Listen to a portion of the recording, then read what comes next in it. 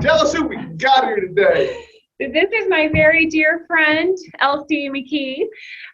She is the founder of a nonprofit, Woman Cradle of Abundance, that serves women in the Congo, that has the same name. It's just in French, Femme Berceau de l'Abondance. She has just written a book about the amazing journey of Mama Monique, who heads the Women's Center and has a giant ministry that serves 1,200 women who are in hard times, who don't have anywhere to turn. She's accompanied today by her husband, John, and her sister, Beth, and her brother-in-law, Ray. We're so glad that they've made this long journey down here. This is our 5th event since they arrived in Virginia. It's been an excellent trip, and we're excited to keep spreading the word about Women Cradle of Abundance. Thank you so much, Anna. Anna is a wonderful, wonderful friend and member of our board of, well, we would be the directing board, but we're also the operative board because we do all the work ourselves. I'm not sure whether we're a board of trustees or a board of directors or a staff, because we wear all the hats. And this weekend, Anna has been wearing the major staff hat, orchestrating an opportunity for us to tell friends here about this amazing group of people in the Democratic Republic of Congo, right in the middle of Africa. Mama Monique Misenga Mukuna, maybe I should stop for just a moment and say, in Africa, you never address an adult without some kind of title. And you don't speak of another adult without some kind of title, unless. So it can be something as simple as mother or father or aunt or uncle. And in fact, with extended family system, mother and father, mama, mamu, and tatu, pretty much apply to all of the grown-ups in your region, your area, and can be applied to just about any adult. So the center of Africa, Democratic Republic of Congo, is where Beth and I were born and grew up. Our grandparents went to Congo in 1911.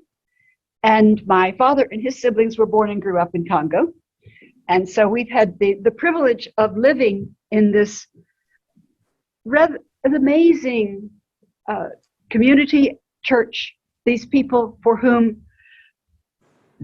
God and the things spiritual are woven into every aspect of their lives.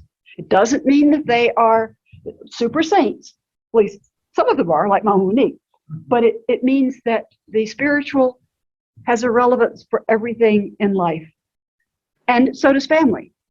When you ask who someone is, they will probably tell you about their ancestry or their community or their children, their brothers and sisters. And so I decided this morning, I've been telling this story in a variety of ways over the last few days, but I thought this morning I would start by talking about Mama Monique and her family, because that's a good way to get into it. And Beth, if you would like to chime in on any of this if you want. And John too, certainly. The small group of American Presbyterians who went to Congo in 1891 were just a tiny handful of people. You probably know how Christianity spreads. It's not the people who are the missionaries who do things. They spread a seed. They plant a seed with some people who think that's a new way of hearing about God. That's a new way of thinking about how I can be related to the spiritual powers. And many traditional religious communities believe in evil spirits or various forms of power that our ancestors have, for better or worse. And that can really control people's lives. In some ways, it's enormously comforting that they have these spiritual ancestors all around them, but it can also be really difficult because sorcery and the various ways that people can harm each other by ill wishing are just as real as the powers for love and goodness that their ancestors and families have shared. And so for some of these people, it was really amazing to discover a teaching that said they didn't have to be afraid of evil spirits anymore. That there was someone, Jesus, who could protect them from that. You didn't have to tell African people that there is a God. You might have to define who that God was, because the character of God in traditional religion is basically a little bit like someone way up in the sky who created things, but you really don't want to call attention to yourself, because that might or might not be for your benefit. But to be taught that God is the Father of Jesus Christ and loves us and cares about us had a real appeal for many of these people. And so when in a very short time, some of these African people who heard the little handful of missionaries began to decide, that's something I want. And they began to gather around the place where these first two men, an African American and a white Caucasian American, had come. Over the first 20 years of the Presbyterians in Congo, half of them were African American and half were Caucasian. They didn't specifically try to divide it up that way, it just happened that way. And so the communities in this, they started a place called Luebo. As far as I can tell from Mama Monique's story, her great-grandmother's family were among the very first converts. Her great-grandmother was born at Luebo, Mission, which is the little group of Christians that grew up around that early planted missionary station. And her family has been leaders in the church since then. This was her father's grandmother, and her father was his main influence in her whole life. Her mother is absolutely wonderful, but women don't have very much power in Africa. So how her life evolved depended in great measure on how her father regarded women. And he was reared to believe that women were as important as men, which is very countercultural in a strongly patriarchal context. There are some matriarchal communities, but very, very few. So by and large, people in Congo live in a patriarchal context where girls are secondary. Mama Monique herself is the oldest girl in a family of 14. That is, she has 10 sisters. She has one older brother and two much, much, much, much younger little brothers. But since a woman's main task is to produce male children, her mother was considered totally inadequate. Neighbors and relatives thought her mother wasn't worth anything. She had a boy, fine, but then she had 10 girls. This was totally excessive uselessness. So Mama Monique is the oldest of these girls, but her father said that his girls would have the same advantages and education as his sons. So Mama Monique went to school. She went to primary school. That was pretty traditional in her generation. Primary school in one of the Bantu languages, Shaluba, which happens to be the one which we spoke when we were growing up. But then she went to secondary school, and that's very unusual for girls in her generation because secondary school was in French. So you had to learn French to pass the entrance exams, and the secondary schools are very few and far between. You have to pay for schooling anyway. Your parents have to be able to pay the fees for education. But secondary school, you had to be a boarding student unless you lived just close enough that you could walk to school. So it was a pretty big investment to send your daughters as well as your sons to school. And he was determined. So she went to it was the only Presbyterian secondary school when she was a child. Happens to be in the place where our father was born, Ibanga, and got a good education. Then her father sent her to university. Now, this is something that never happened in her generation. His brothers, or one of his brothers, said, "Your girls are frogs. They're not worth anything. Why are you educating them?" And he went right on doing it. So she went ahead with this educational program, but he also taught his children the kinds of things he did. Now, he was a vet, so he didn't teach them veterinarian skills, but he taught them the farming and animal husbandry skills, which he used to ensure that his family and all the neighbors had something to eat. Whenever anybody was in need, they went to their door and they got a meal. I say this, I know it's true because Mama Monique does that. She copies that, and she learned how to farm. She learned how to manage small animals, chickens and ducks and rabbits particularly. I don't think she has had any goats, but her father did. And he had a fish pond, but she doesn't really have a space for a fish pond. But this education, this Christian grounding, her father thought that Genesis 1:27 was to be enacted. God created them male and female in God's image. And that's one of her favorite verses. She teases sometimes. It's funny to watch her tell it because she's a little twinkle in her eye, but her face is pretty serious. And she says, God, the other creation story, God created Adam first and then Eve. And she says, well, God was practicing on Adam, and Eve was the masterpiece. You can see the kind of sense of humor. And she says this basically with just a twinkle in her eye and a little bit of a smile. So she's not pushing it over.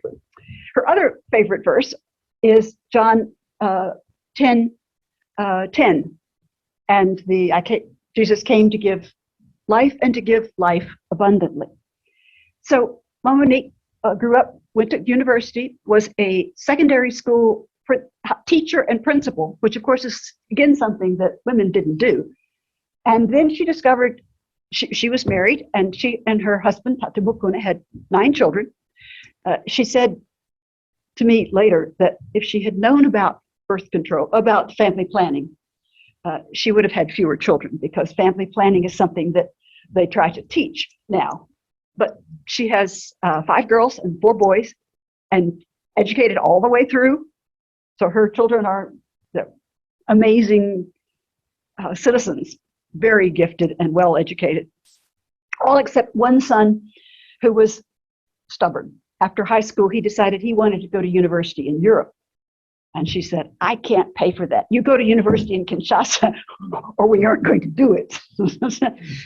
This is one of her, this is the, I don't know what you'd call it, the problem child of the family. Not a problem, but the sort of the independent, we will do it my way.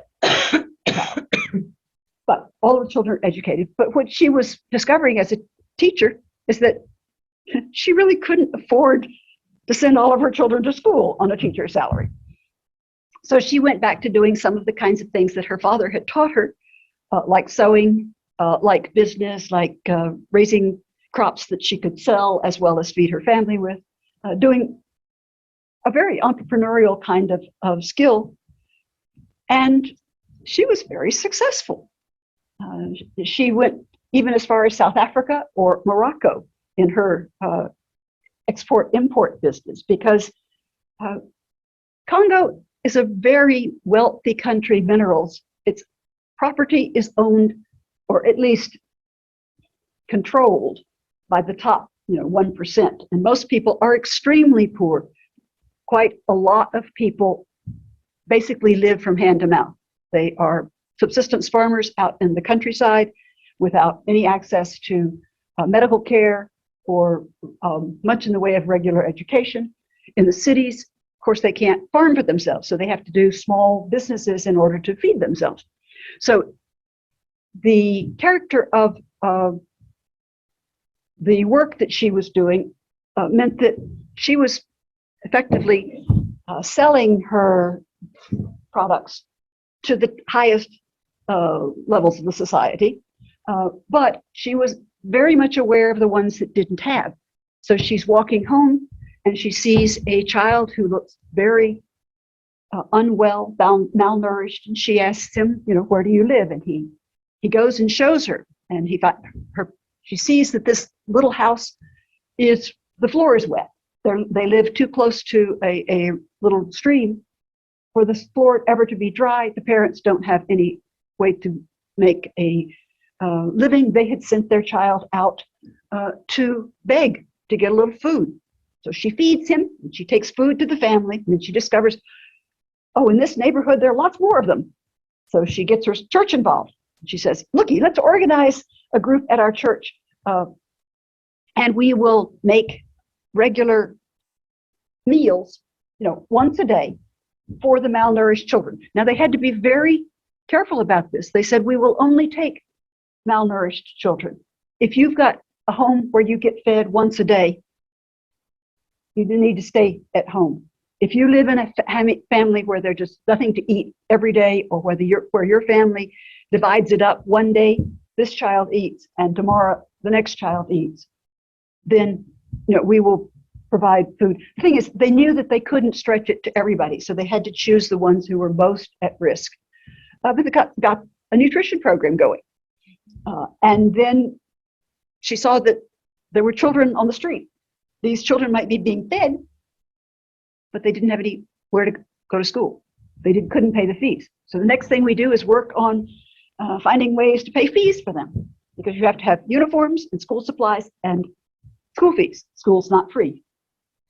So she's been doing this while she is working, but she gets involved in the church and begins doing it as a full-time job for the church, which means that she no longer can do her business, so she is having a hard time making ends meet. But she continues to do it. She is one of the very, very few people I know in Congo who works to serve other people without being paid for, without a salary. That's practically impossible. I'm not criticizing the others. If you can't feed your family, if you can't eat, there's no way you're going to be able to devote your life just to doing benevolence work, because you won't eat. She has managed to support herself more or less. It's much less affluent than when she was doing her business full time, but she's managed to support herself while she continues to do these other ministries. So one of the things she was doing, do you remember the World Council of Churches Decade of Churches in Solidarity with Women, a 10-year span? When the World Council and other bodies tried to focus on particular needs, they had a decade in effort to concentrate church attention on violence and ways that the church could intervene in violence. Well, this was a decade when they would concentrate on the status of women in the church, in the society, in the ways, because they recognized the churches were not giving women access to higher offices. They were basically using them as the best source of looking after the building, feeding the children, taking care of things. So 1988 to 98, internationally, there was this effort to encourage churches to think about not only women in the churches, but in general, how can we educate ourselves better about the status and the actual reality of women, both in our own communities and beyond it. And at the end of the decade, they had a big festival in Harare, and countries all around the world sent women to say, what have you been doing with your 10 years? And Monique was one of the delegates from Congo, and there was a number of other women. And they got there and they listened to what women around the world had been doing. And they said, that's fascinating. We're doing some of that, but we're doing it sort of spread out, scattered around without an organization. And to be perfectly honest, when you're doing it through the church, the men usually have the final veto. At least that's what they had been experiencing. So she said we ought to have a nonprofit or organization that's women run so that the women have the final say, at least in that one context. So she and the other delegates from Congo, when they got back to Kinshasa, they said, okay, we're going to start a women's organization. Well, it started out just as a movement. Basically, we would say a consciousness raising movement to help other women begin to think about this. And women started coming, and then they came, more came, and more came. And the church leaders got very excited and very upset. You are causing a revolution. You are going to have a rebellion of women. This is dreadful. What are you doing? So they had to go and sort of gently talk to the leaders of the church and say, no, we're not trying to cause a rebellion against the church. We are trying to encourage women. And this is actually not denominational. It's anybody can come. It's ecumenical. Now, all of these happen to be Christian women, but they have welcomed people who are not Christian. Actually, most Congo, about give or take 80%, maybe 75, 80%, call themselves Christian, whatever their denominational context. So there's no sense that, oh, secular women will feel excluded. It's anybody is welcome to come. And so most of them actually are Christian of one kind or another, but they organized it as an ecumenical women's group. And I say they start with the idea of consciousness raising, and they organized it as a nonprofit so that they actually could have some identity. And they called it Femme Berceau de l'Abondance, Woman Cradle of Abundance, because Jesus came to give life and give it abundantly. Now, when you stop and remember that women are actually on the margins of their society, the idea that they are going to be the cradle of abundance for other people or even their own families, if it weren't faith, if it weren't a statement of faith, it would be hubris. It would be a kind of a statement of pride and look at us. No, but it's faith. So they set out this organization, and then they began to realize as the women come to them, they need more concrete assistance, things like practical examples of how to improve their lives, educational possibilities, empowerment. They also need a place to come for refuge. There's no such thing as women's shelters. There's no such thing as Social Security. The two of their main concerns are violence against women and female poverty. And so that's where they have focused their attention. And it's really been a kind of growing operation depending on the people who came to them who had needs, the kinds of things that they proposed as issues, and the kinds of possibilities that Monique and her circle of friends had for responding. Sometimes it was as simple as this woman's farm is working well, but this one's isn't. Can you tell the others what you're doing that's working? Or this woman's small animal husbandry. Her chickens are really producing. Maybe set a time for her to talk to the others who would like to get into that business. It also has to do with things like consciousness raising in other ways. It's a tradition that you have to do whatever your father or your husband says. You don't have a choice or a voice of your own. What would be the possibility of imagining that you as a girl could express an opinion and have it heard? That you as a wife could say no to your husband?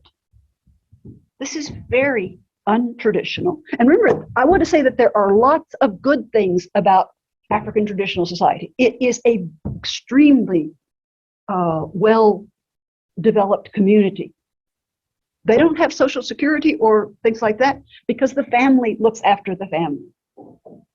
There's a real problem, though, if you happen to be an elderly widow with no family left. You don't have any refuge. But along with this tightly knit family tradition is a very strong patriarchal orientation. And women have shared this. I mean, a lot of these women, one of the things that Monique has said, we don't just start by telling our husbands what they're doing wrong.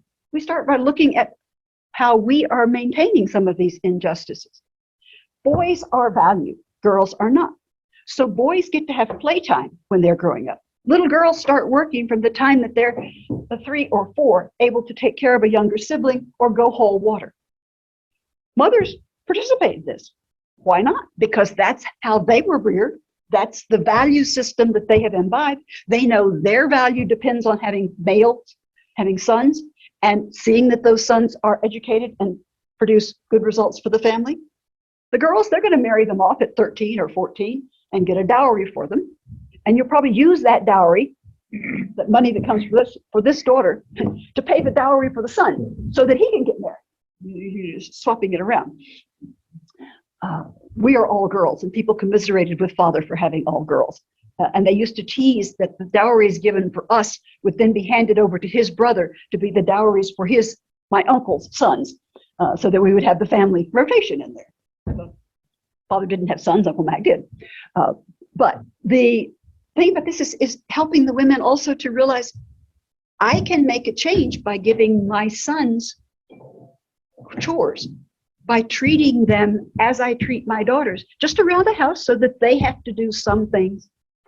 And when it comes time to go to school, insist that the girls' fees get paid as well as the boys. If we can send any children to school, the girls as well as the boys. And then also the expanding it beyond that. But anyway, so Woman Cradle of Abundance, Femme Berceau de l'Abondance, is their organization. And we got acquainted when we were adults. Mama Monique and I actually were born, and Beth actually, were all born in the same province. But Beth and I were born at Luebo, which is where her father was born. But she was born in the other part of the really large province. And so we didn't meet as children, but we met as adults. And when I did, I thought, yay! She is the most amazing person. Beth and John and I went to visit her in 2010. This was several years after I had met her.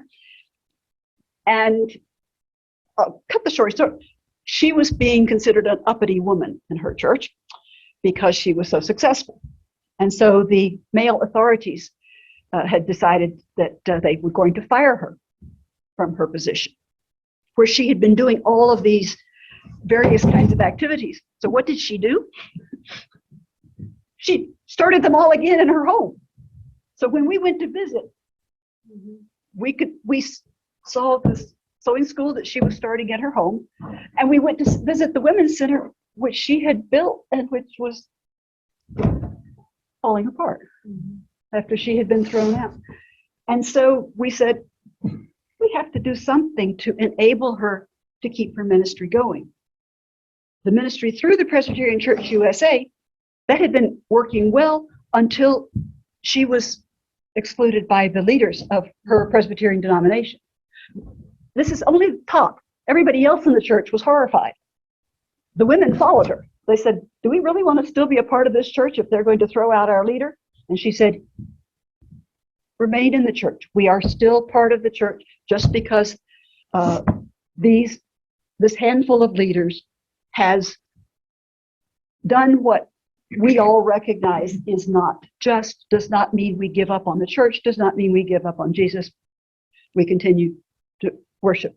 But what happened was then that the Presbyterian Church of the USA felt that they could not intervene in any way in the independent Presbyterian Church in Kinshasa, which was entirely appropriate.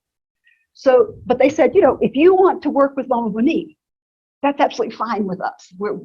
We agree that we disagree with what the church in Congo, what their leaders in Congo did, but they are an independent church. We don't want an imperialist approach that says, we will tell you what to do. They tried mediation. So did the international church.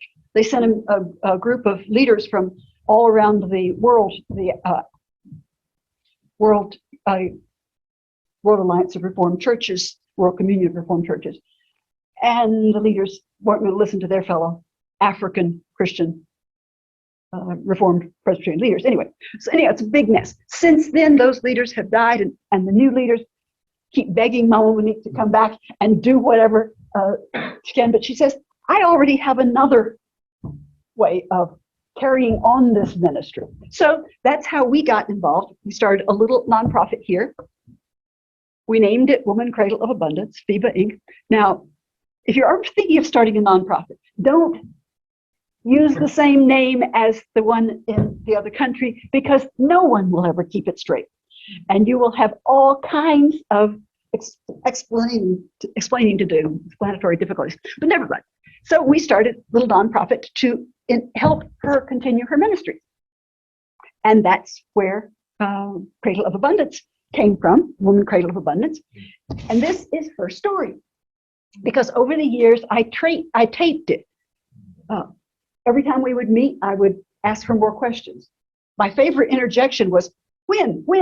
Because I wanted to try to figure out, now, where does this story fit in the larger picture? And then I transcribed it and translated it. And then I had to cut it down. It used to be about twice this size, but no publisher was going to touch it. So there are all kinds of stories that I had to cut out. But anyway, that's what I've brought to visit today, Mama Monique and her stories. And I would be very happy to answer any questions or entertain conversation about this. How did you and Anna get tied up together with this? Very good question. Anna is a marvelous musician, as you know, and my home church in Princeton is Witherspoon Street Presbyterian Church. One summer day, she was substitute organist. And you can see the pretty things that the sewing school makes, and Beth's wearing some of them. Actually, I've got some here, but I didn't scatter them all out. I had my arms full because someone at church had said, I'd like to see them, buy them. I do any kind of a kind of, you might say, a pop-up bazaar. And this fellow church member had missed it. And she said, oh, can you bring some of the things that you had when we had the Harvest Bazaar? I mean, I'm not by myself, but when the women do the Harvest Bazaar, I get a table and put things out. So I said, okay, sure. She didn't have to be there that day, but Anna was there. And I was carrying all this stuff in, and Anna said, oh, how pretty. And I said, yes, do you want to hear about it? Which, of course, is what I do immediately, anytime, everywhere. It's one reason why I wear these things. I mean, I think they're beautiful, but they also get attention. And so I said, yes, please come. We would like to have you come and learn more about it. So anyhow, you have been very patient with my babbling on and on and on. But I would just love for you to read her story. There's some hair-raising incidents in it where she is facing people with guns pointed at her, and she talks through it. It's rather amazing she's still alive. So she, as well as any other things that you would like to know about it. And Anna can certainly tell you more. We have a website. Those of us who are, shall we say, dinosaurs in technology, don't know how to keep websites very well up to date. So if you see things that are perhaps not the latest information, it's informative. It's not, this is the day's news. This is the month's news. I try to get a newsletter up about once a month. So, but These books, can you and Anna leave some of these? So certainly, sell them? Okay, great. Yeah. that would be absolutely great. Hey, Willis, can you say one for me, and I'll send a check, a donation. Should I send it to Willis, Elsie, or to you, or to Anna? Or? Well, it doesn't matter. Oh, you could send it, let's see. Any of those are fine. Okay, I'll send it to Willis. Yeah, so. Okay, and you can address it to woman, or make it payable to Woman Cradle of Abundance. Women's Cradle of Abundance. Okay, we'll do that. Got it. Yes. That's the name of the nonprofit. Does women have, It's a singular. yeah, Because it's the Women. generic woman woman? Cradle of Abundance, just like a human race, man does this, thus and so. Well, it's woman. Although it gets said Women Cradle of Abundance as often as the other way. So I stopped worrying about correcting it. But technically, it's the generic, the whole of womankind. I'm glad Elsie, you want the Elsie. book. Yes.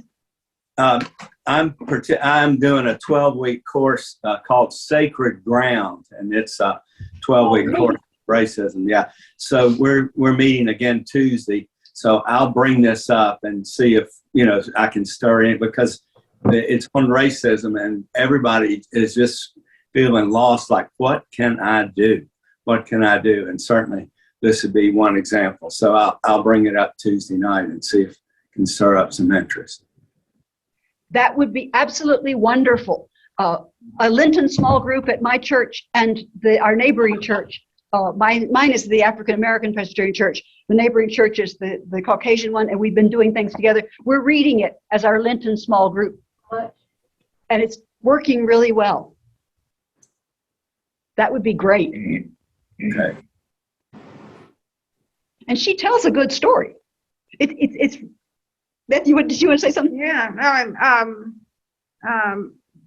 I've had the privilege of getting to know Mama Monique and listening in on Elsie's interviews with many of the participants in her ministry, the young girls and women that she's basically rescued from the streets.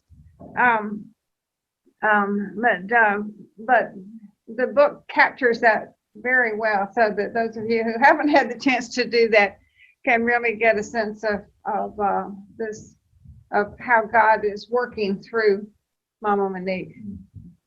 And as Beth says, Beth and John and I were together several times visiting her. It's not just her story. Yeah. We interviewed colleagues and students and graduates of the sewing school, and she draws women in. She's the visionary leader, but she never does it by herself. It wouldn't happen without her, but she really engages lots of people. I was going to ask, go ahead. No, go ahead. I was just curious about because how many generations, has there been now multiple generations that have sort of gone through her ministry and school where you see the real fruit to keep in the sort of biblical language of her ministry and things sprouting up all around the Congo? I mean, the people, and then my other part of that is, do we find that many of the women stay in the Congo and sort of begin to affect these changes as opposed to sort of moving to America or Europe or something? Yes to both. Although it's a little more complicated than that, because in the nature of her ministry, she and her colleagues take the poorest of the poor, which means that most of the young women are illiterate or semi-literate. They've never been able to go to school. Some of them are coming from forced prostitution to survive. So when they graduate, they are now capable of supporting themselves and their families.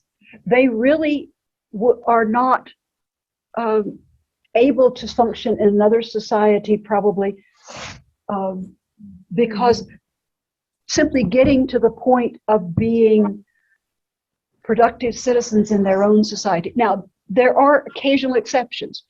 A few of the women who come, one of the things they did was start a sewing school, because Congo doesn't have factories for ready-made clothes, which means that a tailor can make a good living. Now, you have to be really talented, because people will bring you a picture. That's the dress I want. Here's the piece of material. When can you have it ready?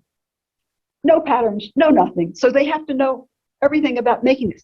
The women who graduate from the sewing school are very competent, but they are not highly educated.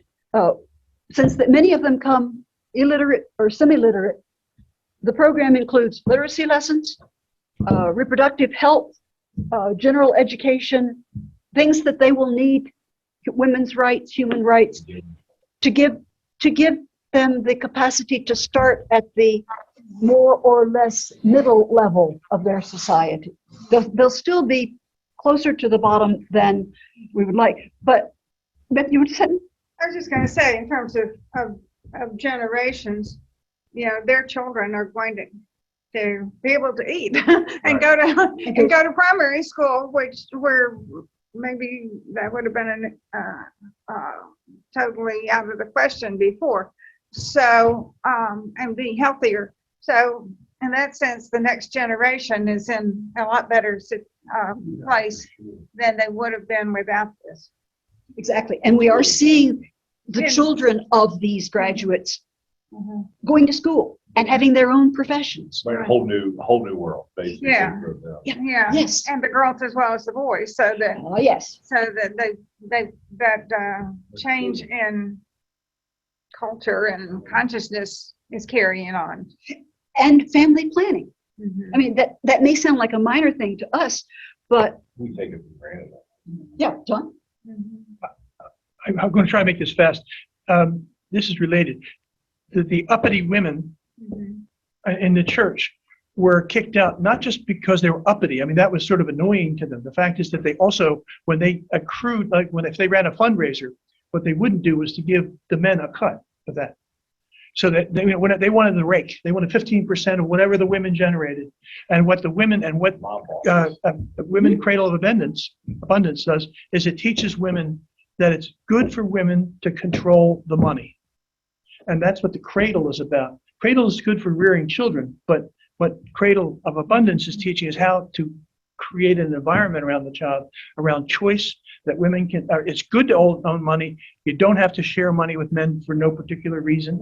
And that you teach your children skills, and the women are learning to negotiate from a position of power. That's cool. So what they're saying, and so that a lot of what Cradle is about, that's not a mistake. Yeah. That it's to say they think of it now differently. It's 90 degrees away from what they were thinking of. Raise a baby and maybe you'll have a boy. This is I raise a vibrant community based in Christ's principles, the fairness, and I'm going to own my. Yeah, that fairness piece in the agency and the Yes. being created in God's image, Imago Dei. That's right. Oh, yes. Awesome. Hey, so we've got church at 10. Yes. Yes. This has been incredible. And I'll take how much are the books? Because I'll tell people. 23. Okay. And unless y'all have to split right after church, I'm just going to thank you all for being with us in the middle of church. So you might get mobbed afterwards. Oh. I hope you do. We like mobs. Yeah, I figured as much. And let me just say a little prayer and we'll do a little high five. Lord,